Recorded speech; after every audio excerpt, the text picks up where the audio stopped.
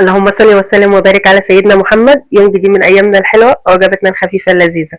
النهارده انا جايه لكم بفيديو اقتصادي 100%. مش هتكلفي حاجه من بره، كل حاجه ان شاء الله عندك في البيت. يلا بينا نبدا الفيديو. يلا على بركه الله، بسم الله. هتجيبي لي يا ست الكل 3 كوبايات ونص دقيق، نص معلقه صغيره ملح، وهنا دقيق لو العجينه احتاجت، ونص معلقه صغيره بيكنج باودر، و2 معلقه كبيره زبادي، و2 معلقه كبيره زيت، و2 معلقه كبيره لبن بودر، ده بستخدمه كمحسن للعجينه. والخميره هتحطها لي على نص كوبايه لبن دافي، معلقه كبيره خميره ومعلقه كبيره سكر.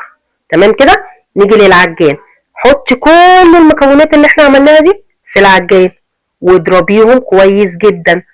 لو ما عندكيش عجان مفيش اي مشكله، اعمليها على ايدك. كنا زمان يا جماعه بنعجن على ايدينا، مفيش اي مشكله. والسر بقى التركه اللي هتفرق معاكي قوي تخلي العجينه فلافي وجميله كده ومنفوشه وجميله، بضايه هتخلي لك العجينه تحفه، وصدقيني مفيش اي زفاره خالص. هنا بقى الحشوه انا عملتها من بواقي التلاجة. هنا كان عندي تاكو، اللي هو اللي تاكو الفراخ ده، كان عندي بواقي مفيش حد هياكلها. رحت قلت له تعالى هعمل بيك ايه، هعيد تدويرك تاني وهعمل لك وصفه حلوه. وكان عندي برده هنا جمبري، بصوا هينشف في التلاجة، رحت مقطعاه سلايسز وحطيت عليه برده. كان عندي 2 سلايسز كده جبنه تركي برده هتنشف، رحت مقطعاه وحطيتها عليه. كان عندي بواقي جبنات طلعتها. وهنا زعتر اخضر، عندي زعتر اخضر حطيت عليه برده. كان عندي جبنه تشيدر حطيتها.